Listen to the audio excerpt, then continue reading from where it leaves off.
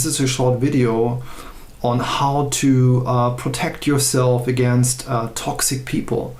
And this is a video particularly geared towards those people working in the occult, because I will address points that most of the people watching this video will be familiar with, at least to a certain extent. As a private teacher, you're always dealing with so many different personality types, and I think also many coaches can most likely confirm that you are dealing with so many different types of people.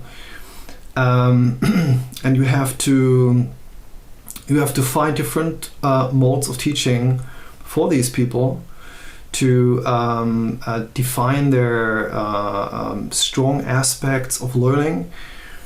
But there are also situations where you encounter the more toxic personality types, and I'm talking primarily about sociopathic, narcissistic personality types.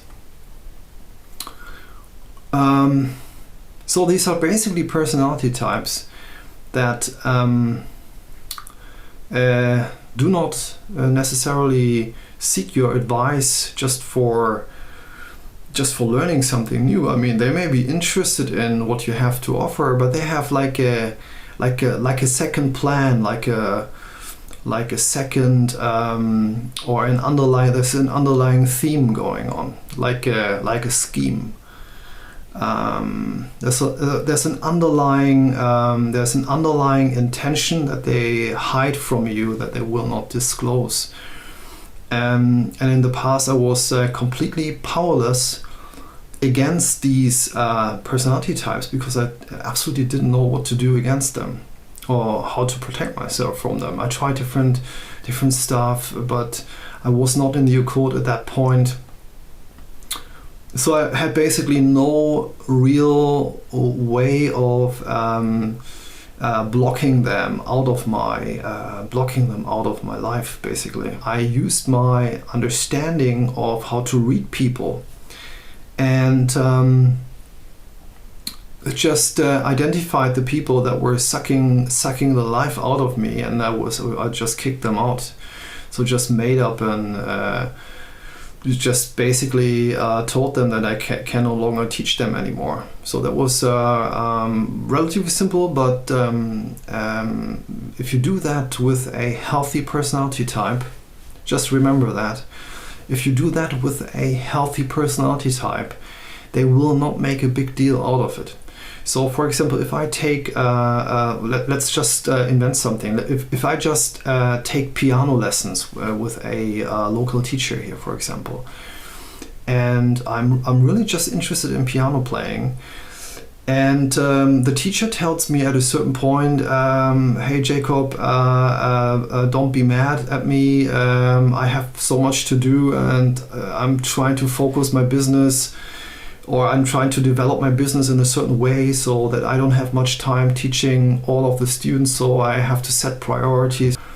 And she's basically telling me that there's not much time available, so that I should better look for a different teacher. If I was only interested in the piano lessons, that wouldn't be a big deal for me. If that person taking the lessons receives a message and has an underlying intention going on, so besides trying to learn how to play the piano, that person wants something else from that person, like attention and approval, and so if that a personality type takes these lessons and is not only interested in taking piano lessons, but has an underlying intention going on, that person, I promise you, that person will be very angry. So that person will be furious, basically. People not having experienced such personality types before, you have to directly experience them to be able to feel that anger in them. which I still don't really understand. I mean, it's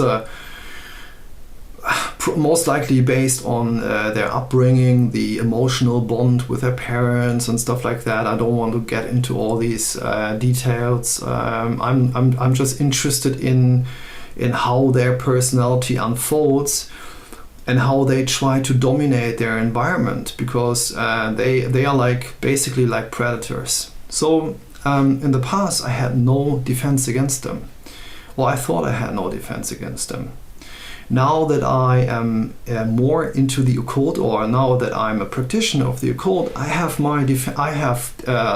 levels of protection set up, or at least I know what to do when such people try to enter my life. I'm not saying I don't get nervous in the presence of these people, because I usually tend to get quite nervous, and I have to calm myself down, not to let them too close to me. They have a really dominating energy. It feels, if you can feel these energies with these people. I cannot see these energies, but I can feel them. Really, I can. I could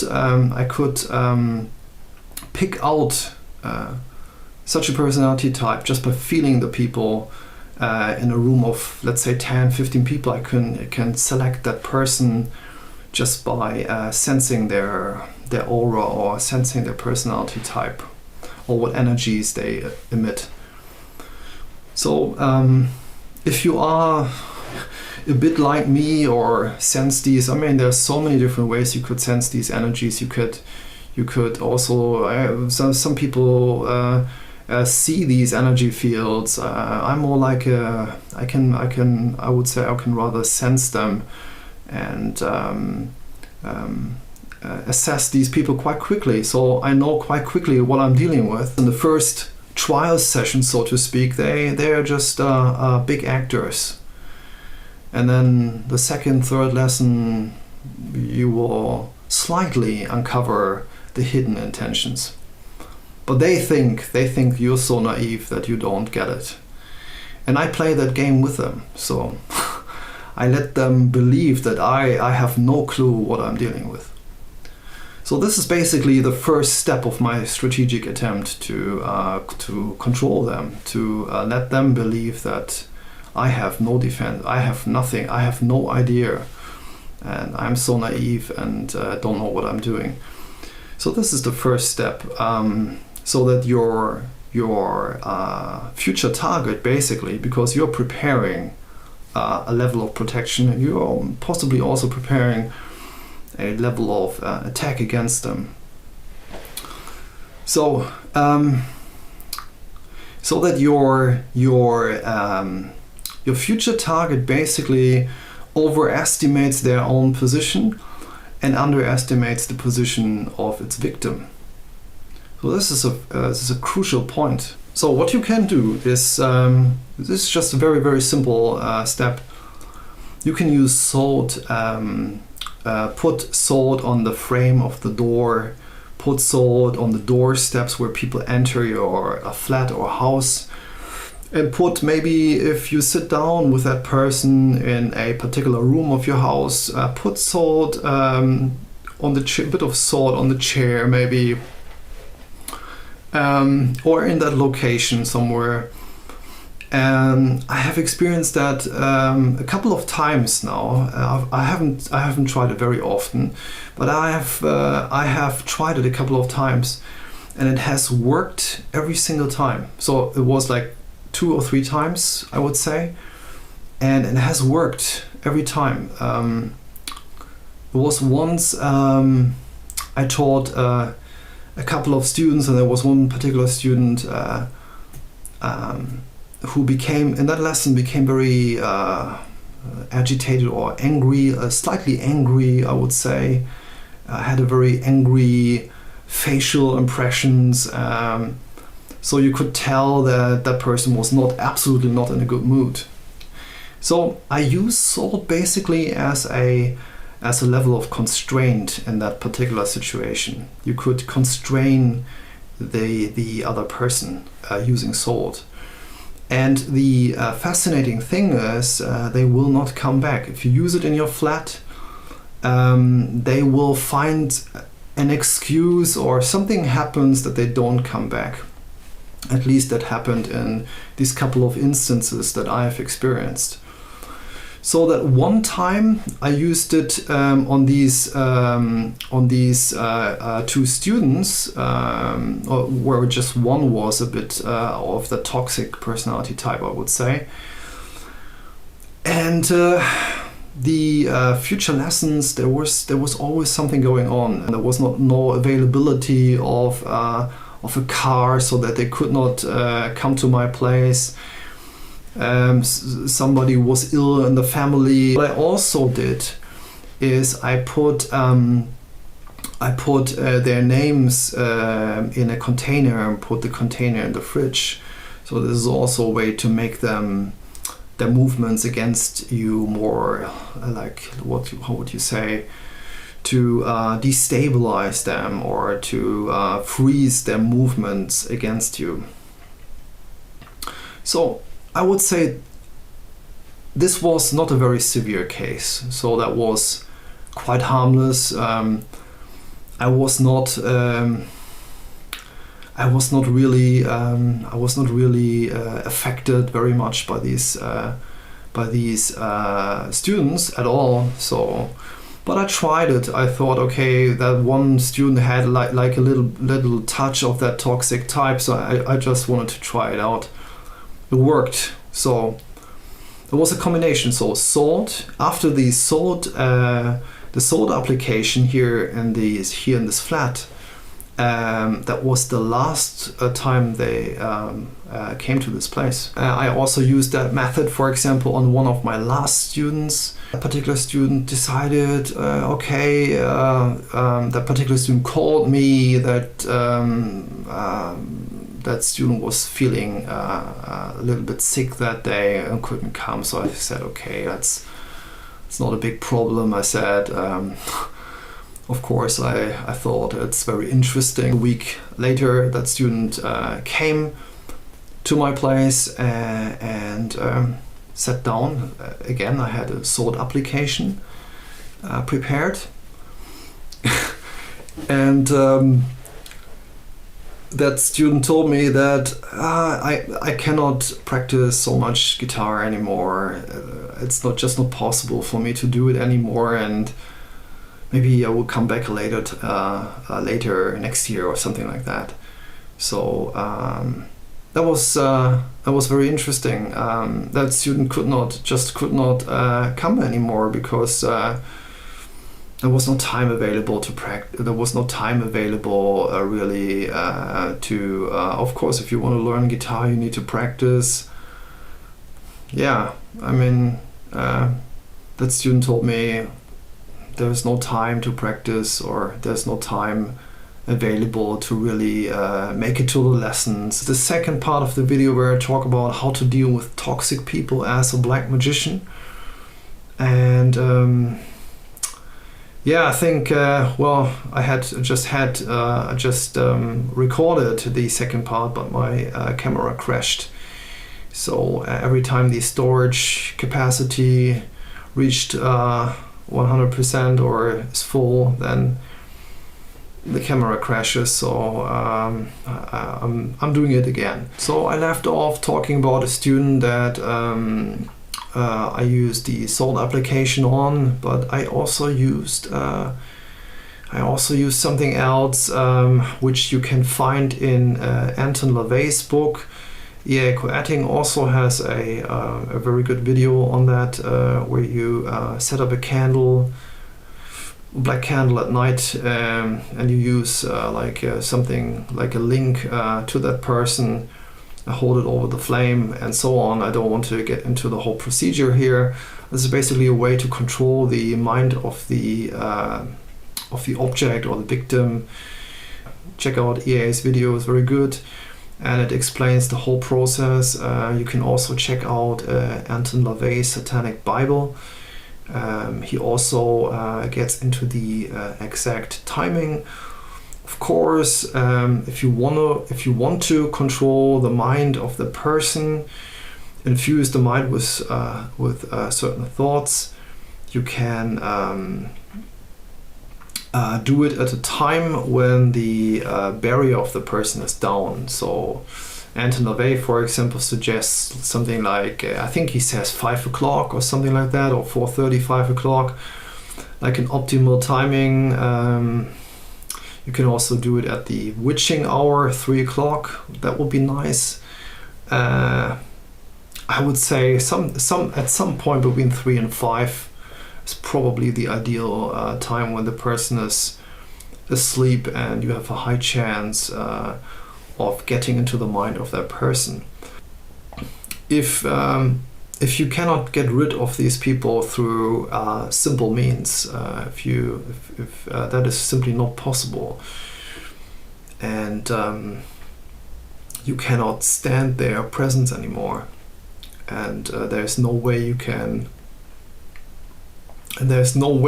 get rid of them, or there's no way you maybe you cannot tell them go away, or maybe you cannot say that so directly, and there's so many situations where that is simply not possible, like a job situation or other scenarios. So if that's impossible, you can call a spirit you have been working with, a spirit you feel comfortable working with.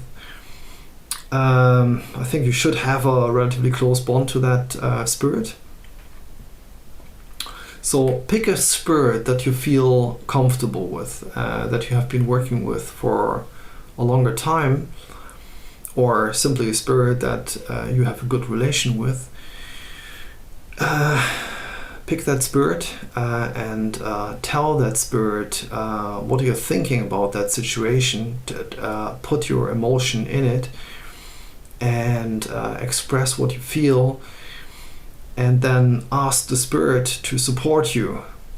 So you can do that as a first step and wait what happens.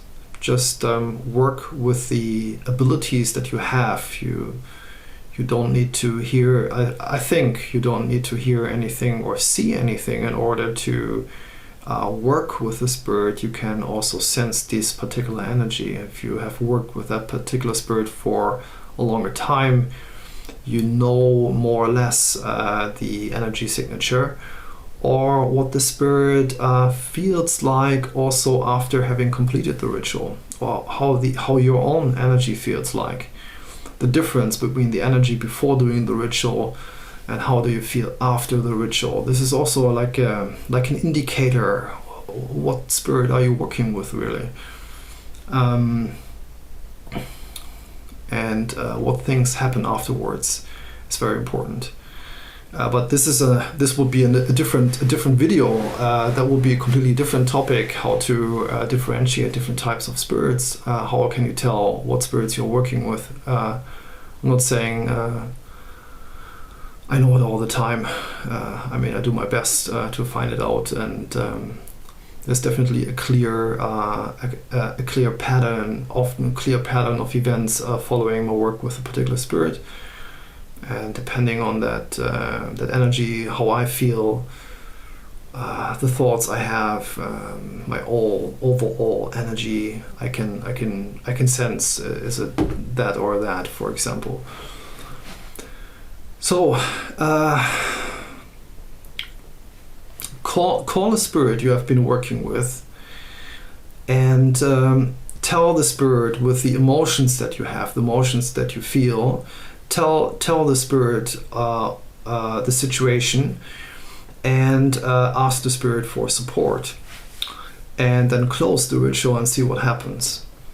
So in my case, I closed the ritual. I'm not mentioning the particular name of the spirit for several reasons here. I went into my office, past a bookshelf, and I thought, let's just pick that book that was in the bookshelf, pick that one book and just see if I have missed anything on that particular spirit I've been working with. I opened the book, and what I found immediately was a page with a little note I wrote a couple of months earlier. And the note on that little snippet of paper attached to that page, there was like my own message against enemies. And that was really a situation where I felt that my call had been heard or answered in some way. It was so clear. I closed the ritual. That was absolutely exactly what I was doing, what I was asking for. And although I think that particular spirit I've been working with was supporting me, or maybe it helped me in that situation deal with that particular person, it pointed out another spirit that I could call if I wanted to, or if I'm facing a more severe scenario. So all I can say, it's a very powerful spirit, and if I call that spirit for that particular person, I mean, I might do it. I'm not entirely sure, depending on how I feel the pull of the energy from that other person that is now not a part of my life anymore. So I could basically just go about my daily life and not worry about that person anymore. But as you know, things are not that easy always. There is still pushing and pulling of energies, and I'm not really sure. I can still sense that person pulling energy to some extent. So yeah, and the way that person acted, and the way that person tried to play that game, or hide the intention, the way that person tried to manipulate me, and I value that as a direct form of attack. And in the past I was not able to really do much about it. Now I'm a practitioner of the let's say a practitioner of the black arts, or a practitioner of the left-hand path. I have methods at my disposal, and I'm not just talking about it. I'm a practitioner. I use that stuff as well. So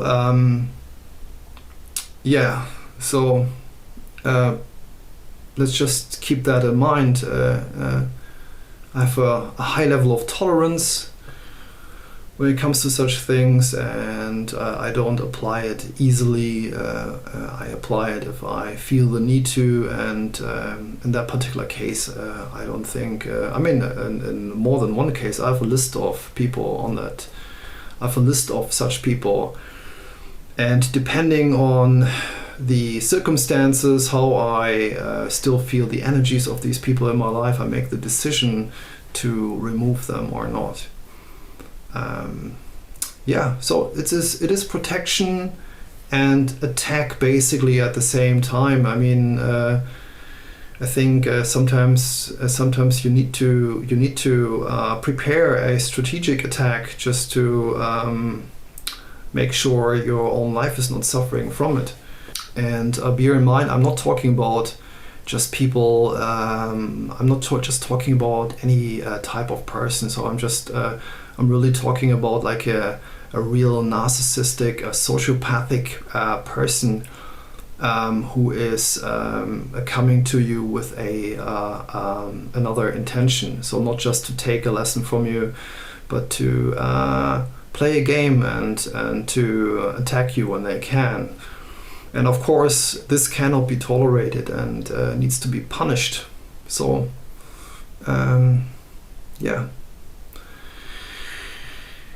So guys, I hope that was helpful to some of you. There's of course there are so many more things you can do to keep people out of your life. sold, and this spell I've mentioned are very good ways, very good first steps to keep the people out of your life. And if you feel really desperate, or if you feel very or if you feel the need of a higher level of protection or some sort of strategic step against these people, just call a spirit you've been working with, and they will support you on your way to find a solution, either directly through that spirit, or they will point out another one that can help you. And then you have to make a decision if it is worth calling that other entity, or if you can find a more or a softer approach to the whole thing.